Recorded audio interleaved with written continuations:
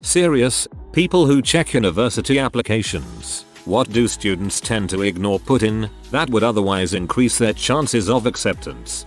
I didn't work in admissions, but I have worked in billing financial aid. They're under the same branch, enrollment management, so we had to go to a lot of the same events seminars. At one point, we learned that some students don't realize that financial aid is a possibility for them. Students coming from difficult backgrounds at huge schools with maybe one guidance counselor per 100 plus students don't get the help they need when applying. I definitely understand that a student might not see the point in telling the difficult story of their lives, but it can really help your chances in many ways. All we have to go on to learn about you is that essay. If you've got average grades, no extracurriculars, and you write a generic essay about how you've always wanted to be in such and such career, you're less likely to be noticed. Don't be afraid to personalize your application. If you let the admissions team know that you were working 2 jobs after school to help your family pay rent, that really says a lot about you. We can read between the lines and see that's why your application may not be stellar in other areas.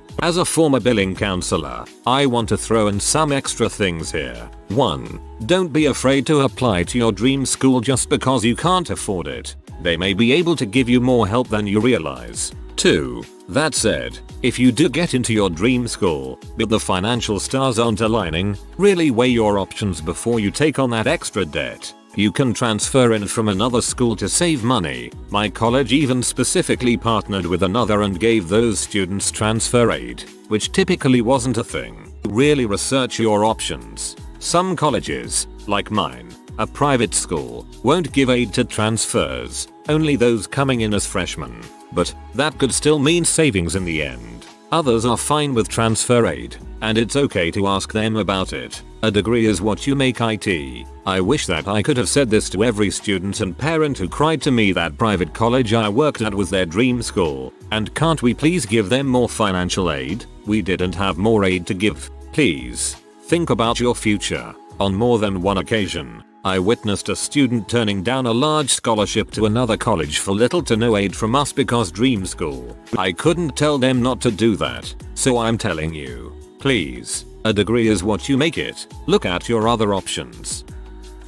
The strongest bit of advice for students applying to a European, particularly UK university course: don't send a US-style personal statement. Applications in the US tend to be handled by admin staff, whereas in the UK/EU by academic staff. These academic staff do not want to read several pages on your non-academic interests and skills. It's a waste of their time. Focus entirely on your subject-based interest and experience. It's often not even worth saying why you want to attend that particular uni on a UK application, unless it's due to the strength of the department or the teaching staff on the course you are actually taking. Thank God, haha. I thought my PS was completely irrelevant until I realized that the majority of these posts are for American unis.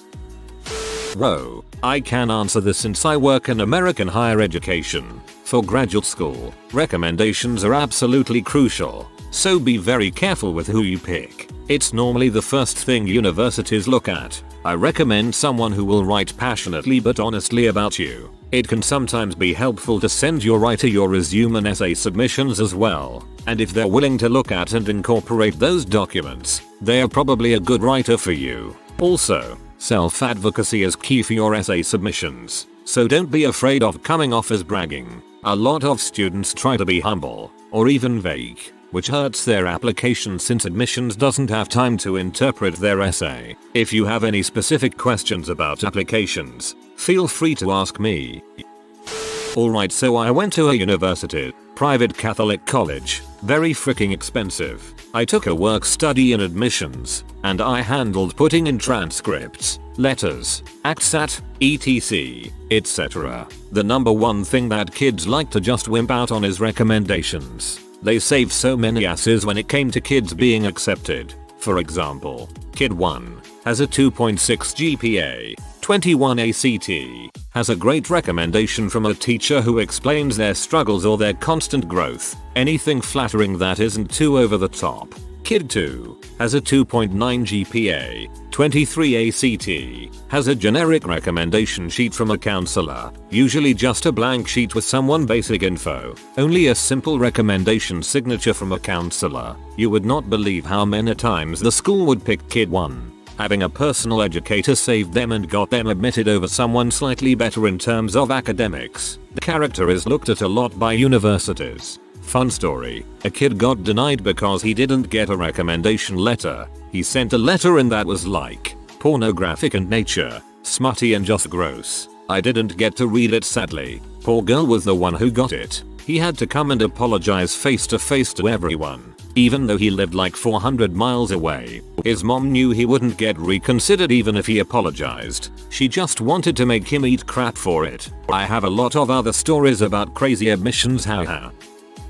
UK uni admin here. Spell check and check your grammar. People often forget to answer the most important question. What do you want to study and why? You'll be surprised how many personal statements I read that are full of fantastic achievements etc. But none of that matters if I can't tell what you're applying for. Also, lots of people put in all their wonderful extracurriculars but often neglect to mention work experience. This might just be a personal preference of mine, but I think it shows that you are a well-rounded individual who can work hard, take responsibility, and who is a little more mature. I think it's important as these are valuable attributes to have when attending university and being away from home for the first time. We are looking for well-rounded students after all, which doesn't just mean being able to play the trumpet and tap dance.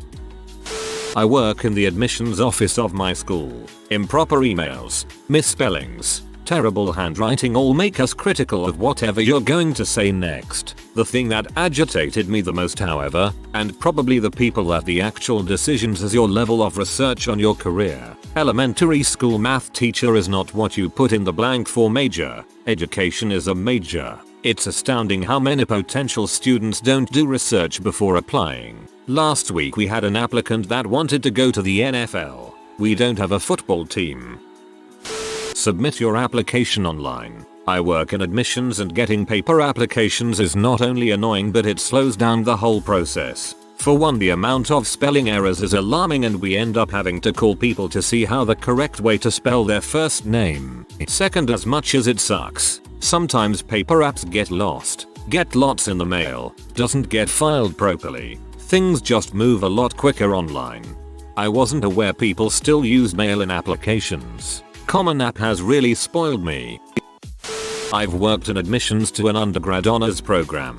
Humor is fine, but morbid humor is generally hit or miss. I'm scanning your recommendations for actual examples of your awesomeness, as everything is generally going to be boilerplate best ever, so if your recommendations have a particular example, he wrote an essay that made me cry, he was the fastest at whatever, he always stayed to help after, it's helpful. Remind your recommenders of these moments before. Also on recs, I've read some real bad ones. Every once in a while there is a person who asked the wrong teacher. If a teacher seems reluctant, do not take their rec, ask someone else. I'm expecting you to have reasonably good grades, so I'm probably scanning your grades for mistake grades that you need to explain elsewhere. Why did you get that D? What classes are your weaker classes? If you got below a C in a class, you probably need to explain that to me. Let someone read your essays for cringe. Please don't write an essay about how a 2-day volunteer trip changed your life unless you actually started volunteering everywhere else, created an NGO for that cause after. I'd rather hear more about your life and activities, hobbies as a whole.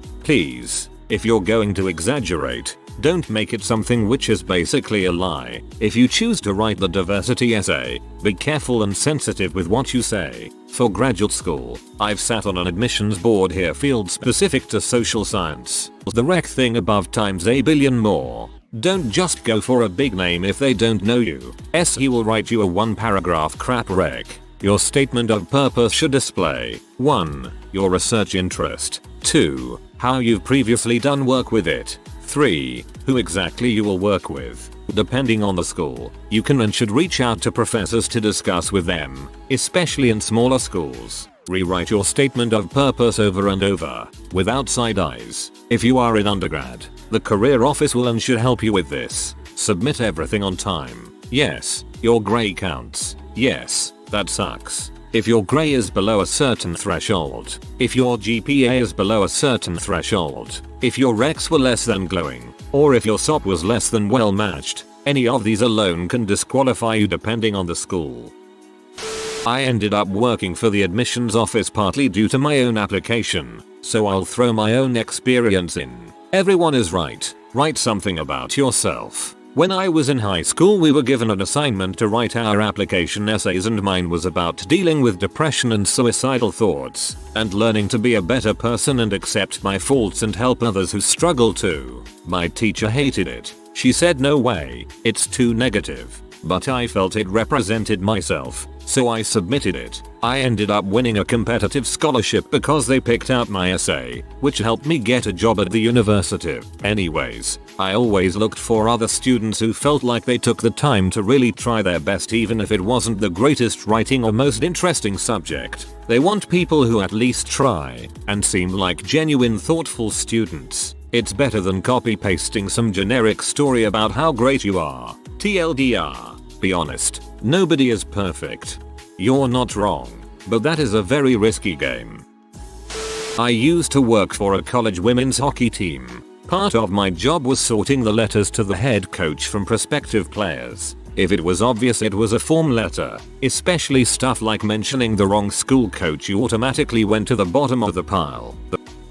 1. A surprisingly large number of essays include obvious typos and grammar issues. Use spell check, read your essay aloud, and have a few other people read it to check for errors. I want to know that you're taking this application seriously. 2. Give me a sense of who you are. What makes you different than your peers? What would make you an interesting member of my college's community? I want to see some personality. It's not strictly necessary, but it helps me understand you and why you're a good candidate compared to the other couple of dozen applicants I'm reviewing today. 3. If there are problematic areas in your application, for example, some bad grades or weak extracurricular activities, give me some context. I want to understand why you're still a good candidate. I really want to admit you. As a college, we need the tuition and financial aid money you can provide, and we can't get that unless you're admitted and enroll. So explain those bad grades or other problems that might make me think you would struggle in college. Be careful not to shrug off responsibility for your own actions, though,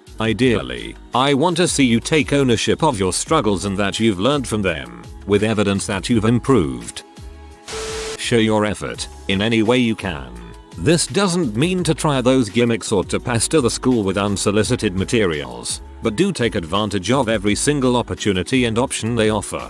Don't just do the standard or minimum amount of effort if you can do more. I was barely accepted to a top tier liberal arts college, my first choice school, and I know with certainty that I only barely made it. I was put on the waitlist in April, when all the acceptances go out. The waitlist comes with an invitation to update your application with new material, but most kids check the yes, waitlist me box and don't bother to add any updates. I studied hard my last semester and got my best grades ever, took more AP tests. I continued with my extracurricular activities, advanced to a higher level belt level in Taekwondo, kept volunteering at the hospital, got an extra teacher's recommendation letter, wrote an extra essay, and I sent all that into the school in May. In July, I was sent a letter from First Choice College, which gave me the option to remain on a summer wait list. I have never heard of this before, and haven't heard of it since, but I figured, what's the harm? I sent the form back with a yes. And meanwhile I registered at my second choice school and prepared to attend there the last week of August. In mid-August, as I was almost ready to head off to college for orientation, I was researching transfer options and looked up First Choice School online. I saw that they offered transfer applications, but they weren't on the site yet, so I sent in a basic email to the admissions office asking, when will your transfer applications be available for the upcoming year? I kid you not. The next morning I got a call from admissions, who said, we got your transfer request, but actually, a spot just opened up for the fall. Do you want to take it? I was so shocked that I almost couldn't answer her, but I told her emphatically yes. They FedExed my information. I withdrew from second choice school, and 10 days later, I was on a plane to first choice college, where I graduated 4 years later. While at that college, I worked at admissions and got to know the deans well. Almost assuredly, my extra efforts were what gained me entry. Apparently a girl had gotten into a car accident 2 weeks before orientation, and they were going to leave the slot empty, but I just happened to pop up. They saw that I was on the wait list, that I'd updated my application, and with the transfer question, I clearly really wanted to go to their school, so I got in. You'd be surprised how often people use a copy and pasted response to questions, or even their entire admission letter. You can have the best application ever seen, but your chances drop instantly if your admission letter for University X still says for these reasons and so many more. I believe University Y is the perfect fit for me. Okay, so go to University Y. Application rejected. I guess this is just at select institutions. I worked in an admissions office for 8 years and the institution I worked at just cared if you had the correct high school credits, GPA, test scores, no criminal record. If you met that you were admitted, and many times even if you did not you still get in. Funding was based on numbers, so they didn't give a rat's butt about you or your ambitions. Hi there, I'm a former admissions officer for a private liberal arts college. If the school you're applying to take the Common App, try your best to make it stand out with unique stories or big dreams you have. Admissions officers receive tens of thousands of Common Apps every year, and many of these admissions officers are bored of reading about your 4.0 and involvement in 17 different leadership groups. Our office wants to know why you should get a chance at a stellar secondary education, not why you're already such a smart cookie. We want to put the best and brightest people in a position to succeed for the rest of their life. And as most people know here, grades and clubs mean nothing after graduation. A good way to address this within the Common App essay: what have you experienced in your life that made you try to enact a change, better yourself, or cause deep reflection? Some examples that I read about include a woman who used her popularity as homecoming queen to organize a school-wide flood cleanup effort, a former athlete whose career-ending injury made him look into his true passion of astronomy, and a programmer who at age 23 wanted so badly to start his own company, but wanted to take management courses to round himself out. Oh, and of course, spell check, spell check, spell check. Have someone else read your essay for you. Read it out loud in front of a mirror. Make sure the grammar works verbally too. You're going to be okay. Best of luck to everyone currently working on their applications. Finally, something I can answer about my work. I assist with admissions for a graduate program at a large university, 40,000 plus student population. Our program sees over 400 applications per year. First an online application, and then we do in-person interviews. You're probably doing most things right when applying. Spell checking your submissions. Make sure your references are strong, meet all the requirements, etc. Things you don't want to do. Make yourself stand out in a negative way. Any applicant who doesn't submit docs on time, whose interactions with staff are rude, negative, pushy, including reception. We note and keep track of all of that, and you will not be getting an interview, despite what your GPA may be. If you waited until 2 weeks before the submission deadline to ask a referee to send a letter and they didn't get around to it, don't call and ask for additional time. There's a deadline and it was your responsibility to meet it. Didn't like the answer you got to an emailed question? Don't come in after seeing our note that we don't do in-person advising, and try and pressure staff into giving you a different answer.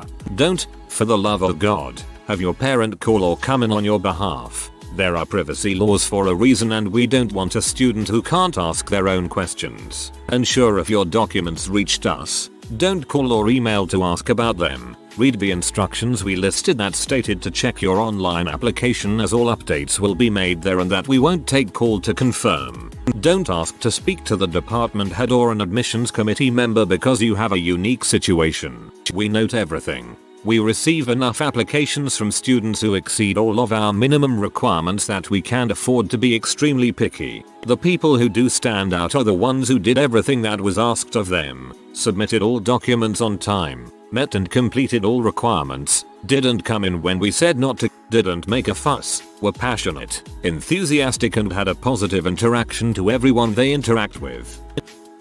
Don't just be a resume filler. 1 year in the environmental club, 1 year in the history club, 1 year in the robotics club, etc. Shows you're just trying to con your way in. Find something you really enjoy and stay devoted to it. Show why you're willing to put in work for something you care about, not just go through the emotions. Part-time jobs. In this day and age, a lot of kids go to college never having held a job. If you did have a part-time job and can get a letter of recommendation from your boss, responsible, hardworking, gets along well with others, reliable, honest, it goes a long way.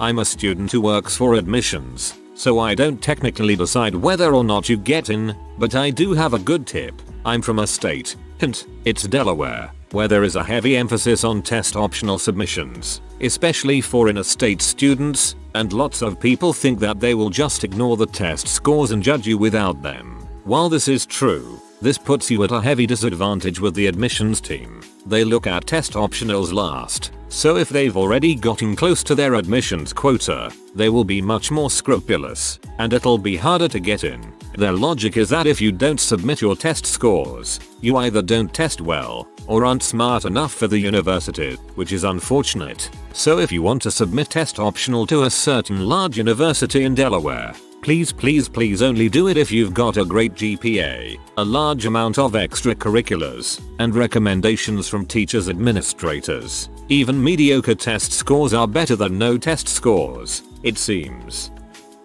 Oh yay, one I can answer. Hope I'm not too late to the party. Anyways, I used to work in the admissions office for an art school. We really only required transcripts and your portfolio, or audition for performing arts, essays. Test scores and even letters of recommendation were optional and really didn't matter as much. This one person decided to bombard us with 10+ letters of recommendation and a 3-page acting resume with glitter and stickers and big picture of themselves. Pro tip: if your application materials explode glitter on my desk, I won't care who you played in your high school rendition of Hamlet.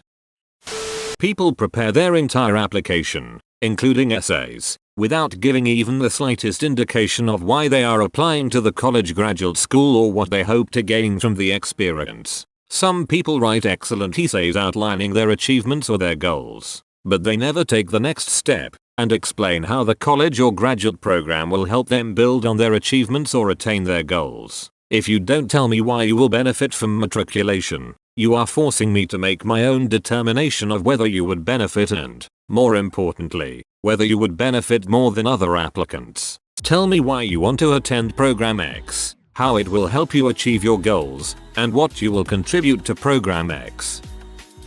Hi there, I have worked in admissions for 6 years. Honestly, it's purely ignorance that hurts students the most at most universities. Typos, spelling errors, and grammatical errors jump out the most, but I have seen many students reuse essays for multiple schools and forget to replace important info. Know the deadlines, know the criteria, know what we need and make sure you meet those. If you are applying to a school where you are around or over the mean, you're fine. Supplementary advice: put yourself in the place of the admissions reader. Just imagine how many apps you have to read. Imagine how boring they are. Imagine how many sound like clones. Imagine how many times you have to see the same adjectives. Imagine how happy you are when an original one comes along. In other words, personalize your app. Make it serious, but fun. Show how distinct and creative you are. Basically, what you want to demonstrate is that you are smart, creative, and above all else, that you will contribute something positive and unique to the university community. Grading thousands of college papers each year, I cannot tell you how happy I am when I see someone who thinks differently, who takes the assignment seriously, has fun with it, and who doesn't just offer up the routine stuff. Good luck. I've done admissions for undergraduate and graduate programs at a couple of different universities. Honestly, a lot of what I see could be fixed with more time and care on the application. We'd get calls from students asking, "This says I need freshman comp.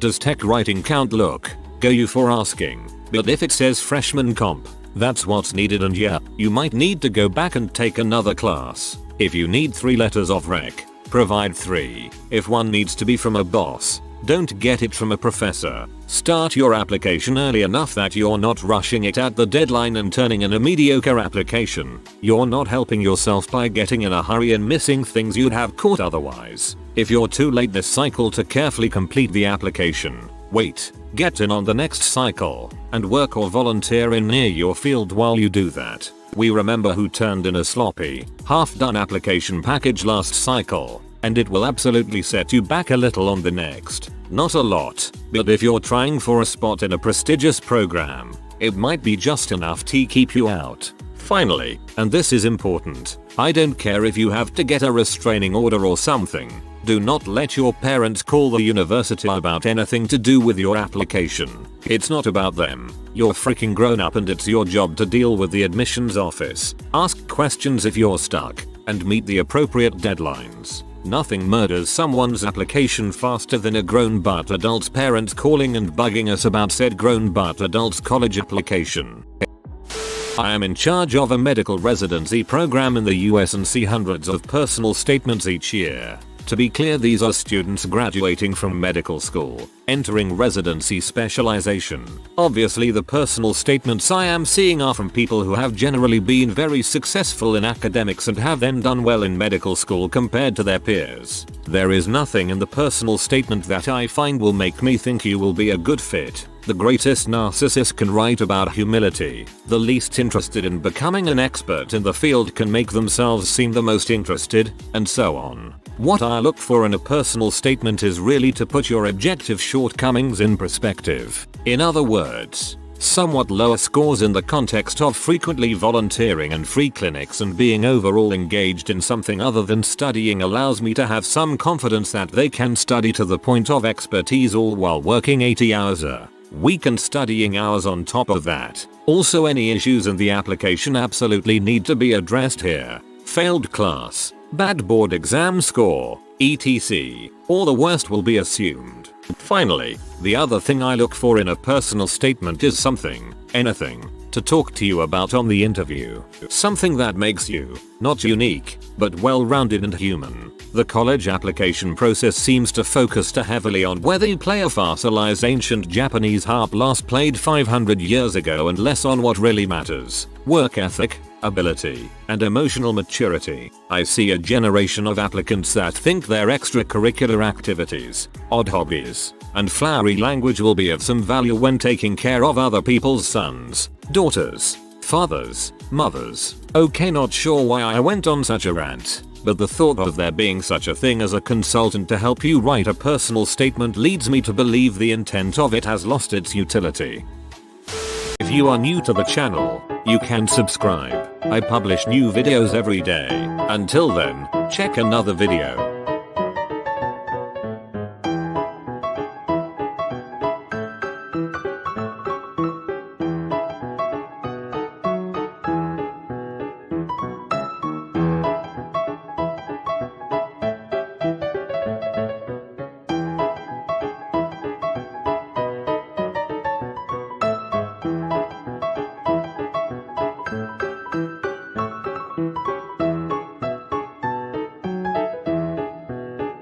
Bye for now.